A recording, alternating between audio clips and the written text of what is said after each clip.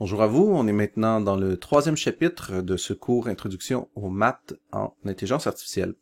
Alors, chapitre 3. Le chapitre 3 est dédié aux probabilités. Alors, petit rappel à l'écran, le livre là, que j'utilise, divisé en 11 chapitres, aussi le GitHub et l'auteur Ronald T. Knozel. Maintenant, le chapitre 3, il va être un peu spécial parce que la dimension du chapitre, je vais faire des 3 sections, ça va être beaucoup moins long dans le fond que d'avoir une seule vidéo. Alors la première section va se concentrer sur les points d'histogramme, distribution discrète et la moitié de la distribution continue. La deuxième moitié, dans la deuxième vidéo, c'est là que je vais faire la présentation du code sur Jupyter Lab afin là, de vous permettre un peu de saisir qu'est-ce qui se passe. Le deuxième va aussi inclure le concept de théorème central limite, puis ici, on a aussi le théorème de Bayes que je vais voir complètement dans une troisième section parce que il est un peu plus, je dirais pas forcément complexe, mais son utilité va dans beaucoup de directions, autant dans l'apprentissage machine que le deep learning, et bref, je pense que ça vaut quand même la peine d'avoir une vidéo à part entière pour ça. Donc, ceci dit, on commence avec le concept d'histogramme. Alors, l'histogramme, si vous voyez juste en bas les deux sections, je vous présente ça avec un exemple, d'accord? Donc, imaginez, vous avez deux dés, des dés à jouer de 6 faces, et vous lancez les dés. Et vous avez des résultats. Ces résultats-là en question, vous posez la question, la somme de ces deux dés-là, donc ça peut être une somme de 2, 3, 4, 5, jusqu'à 12 en fait. Comment est-ce que cette représentation-là visuelle peut être faite?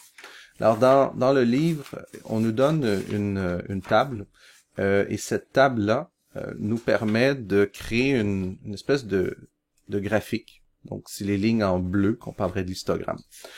Ça peut être vu dans différents contextes, en fait. Là, ici, c'est utilisé avec des barres, mais ça peut être utilisé avec des points, avec des X. Il y a différentes façons de faire, dans le fond, un histogramme. C'est pas aussi standardisé qu'on le pense. Et, par exemple, vous essayerez, vous pourrez faire le calcul manuellement si vous voulez, mais la somme de deux dés, la somme qui doit revenir le plus souvent, et là, je regarde les notes en même temps, c'est une somme de 7. Qui arriverait avec une probabilité là, de 16%. Donc, ça devrait arriver plus fréquemment que vous allez avoir cette somme-là de 2D, parce que 1 plus 6, 2 plus 5, 3 plus 4, dont je ne pas toutes, mais c'est là où il y a le plus de probabilité que vous arriviez à ce résultat-là. Et au contraire, les extrêmes, c'est le résultat de 2, de 1 plus 1, et l'autre c'est de 6, qui serait de 12 dans ce cas-là. Alors ça, c'est pour l'histogramme. Je vais pas prendre plus de temps là-dessus. Je vous invite peut-être à regarder le Wikipédia, mais c'est vraiment là, c'est vraiment une représentation visuelle, pas plus intéressant que ça de passer du temps là-dessus. On va regarder maintenant la section suivante. Bien, maintenant, on va regarder la distribution discrète. Un point tout de suite sur le vocabulaire utilisé, discrète versus continue. C'est peut-être la première fois que vous voyez le mot discrète. Par opposition, discrète, c'est un point où ça serait une indication définie à l'intérieur de bornes. Donc, comme un chiffre, par exemple, 1.1416, c'est défini. Le chiffre 1, le chiffre 2, les entiers ou avec des virgules. Versus continu, c'est en opposition, comme je disais, c'est que c'est le contraire, c'est qu'on peut pas cibler un point. C'est vraiment les points sont comme en théorie peut-être même infinis à l'intérieur d'une séquence. Donc, vous voyez un peu comme une espèce d'opposition. C'est la première fois que vous voyez le mot discrète. Donc, discrète, on a binomial, des distributions de Bernoulli, distributions de Poisson. Ici, encore une fois, un point sur le vocabulaire. J'utilise le mot distribution. Il y a dans la littérature, je pense même sur Wikipédia, on utilise des termes, et sur le lien que j'ai mis ici, le terme loi. Donc, il y a la loi binomiale, Bernoulli, loi de Poisson. Un peu équivalent, mais ça dépend à quel endroit vous avez étudié, vos manuels de référence, même la langue dans laquelle vous avez étudié. Binomial, on débute avec cette équation-là. Un peu rébarbatif, je l'avoue, mais comme on a vu précédemment, le coefficient binomial, on sait comment le calculer. Donc ici, ça revient encore au concept qui est presque récurrent là, dans absolument toutes les équations mathématiques que j'ai vues, c'est que c'est des éléments qui se superposent de 1. Et en réalité, on fait face à une espèce d'algorithme en quelque sorte, parce qu'il y a des étapes de calcul. Donc la première étape ici, ça serait de calculer le coefficient binomial en fonction des autres éléments qui sont là. Donc la probabilité avec l'exposant, 1 moins p pour les probabilités, n moins k en validant que x est égal à k. Donc ici, on va voir un exemple numérique dans un instant avec un tableur pour vous permettre un peu de comprendre là, comment, en fait, c'est pas très compliqué à calculer, mais c'est vraiment juste les éléments là, qui sont un peu plus intimidants si on n'a pas l'habitude de lire ce type-là d'équation-là. Puis maintenant, on va regarder un exemple numérique. J'ai utilisé Excel. Vous me pardonnerez, en fait, je m'excuse. J'aurais dû le faire peut-être plus dans JupyterLab, des formations professionnelles, j'imagine.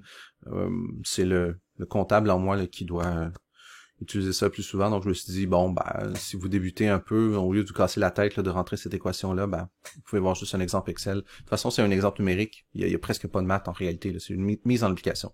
Donc le problème qu'on a, c'est on aimerait savoir, en lien avec l'exemple précédemment du jeu télévisé, quelles sont les probabilités attribuées à que 7 personnes sur 13 gagnent en sachant qu'elles ne changent pas de porte. Et je rappelle que ne pas changer de porte, c'était 1/3 des chances versus 2/3. La meilleure stratégie, c'était de changer de porte.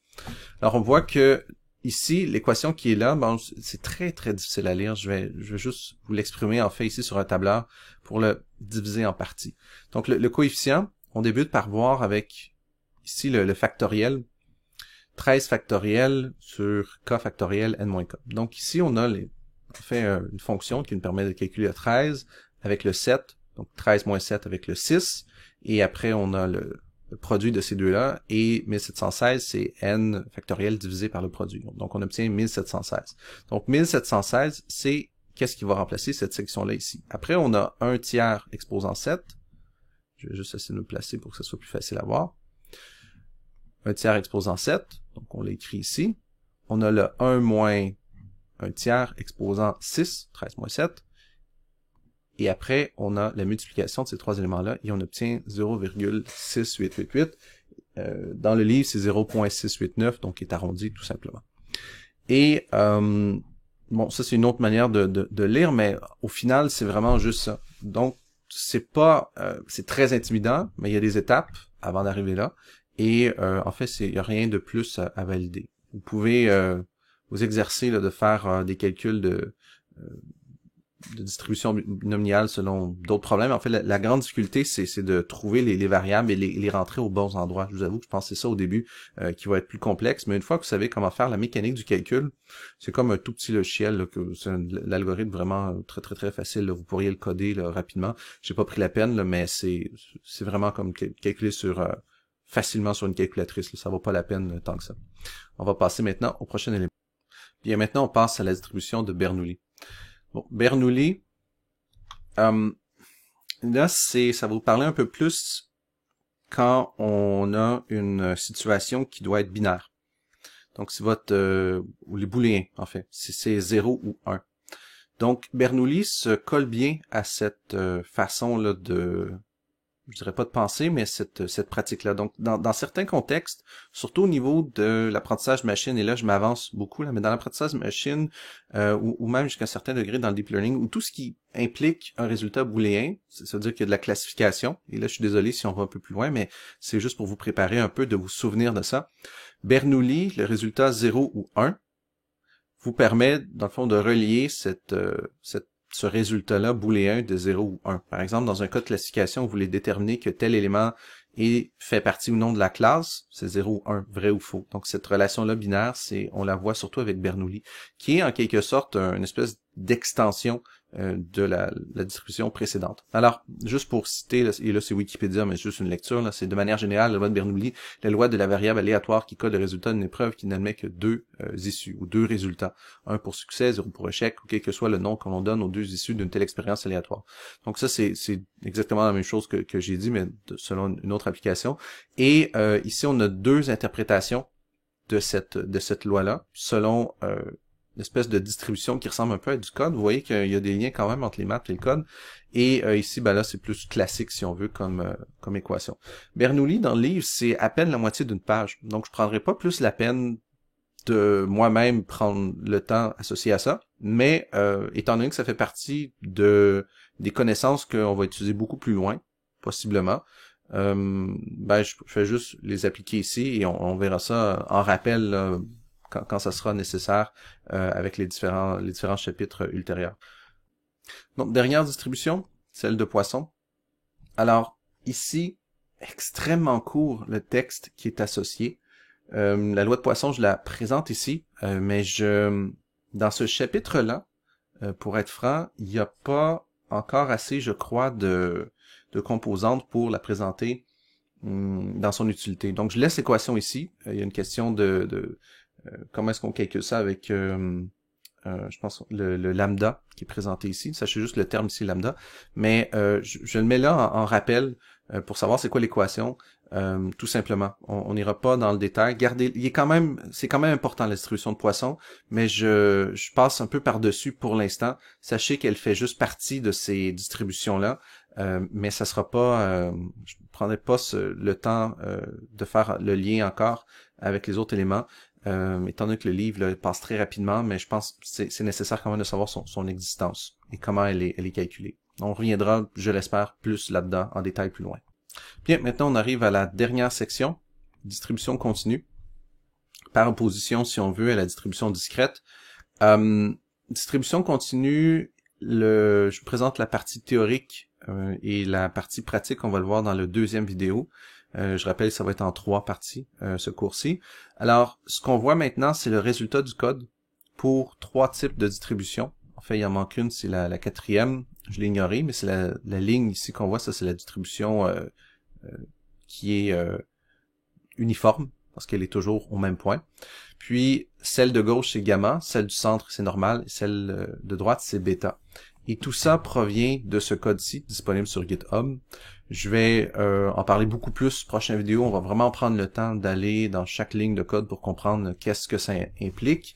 Et aussi, le livre, en fait, commente beaucoup cette section-ci. Il donne quand même des avertissements, si on veut, par rapport à ce code-là. Il reste quand même néanmoins là, que c'est une bonne manière de débuter, mais il y a des éléments qui sont un peu plus manuels, mais on verra ça dans le prochain cours. Alors, encore une fois, pour répéter un peu là, ce qui va arriver, on a vu l'histogramme, distribution discrète, la moitié de distribution continue. La deuxième moitié, on va le voir dans le deuxième vidéo, en lien avec le théorème central limite. Et le troisième vidéo va impliquer le théorème de Bayes, ou Bayes. Et puis voilà, enfin, on va faire une version plus courte de ce vidéo-ci pour éviter d'avoir comme un truc là gigantesque. Encore une fois, merci. En espérant que c'est utile pour vous. Enfin, moi, ça me fait réviser des composantes un peu partout là, en fait, ça me permet, là, je trouve ça très plaisant. C'est une révision un peu pour moi. Là, puis j'avais jamais pris la peine de tenter de vulgariser et de mettre ça dans les mots les plus rapides et les plus simples, tout en gardant un peu l'essence, parce que vous remarquez, c'est pas très académique l'approche. Là, il y a un côté très pratique, mais j'espère là, que ça vous permet là, d'évoluer à travers ça. Sachez qu'en ce moment, je suis très intéressé par tout ce qui est comme l'apprentissage par renforcement dans le domaine du jeu vidéo. Et il y a quand même plusieurs liens qui peuvent être faits dans le secteur. C'est juste que c'est tellement académique en ce moment, la vision de l'apprentissage, l'intelligence artificielle, mais l'apprentissage machine, qu'il n'y a pas encore... En fait, c'est les outils qui sont pas encore bien établis. Ceci dit, merci d'apprécier, un like, et de vous abonner. Et puis, on se parle virtuellement aux prochaines vidéos. Merci.